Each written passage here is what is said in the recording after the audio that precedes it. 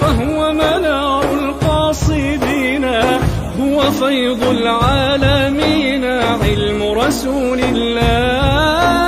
صلوا عليه شافع الأمة، بذكر الرسول تشحذ الهمة. يا رب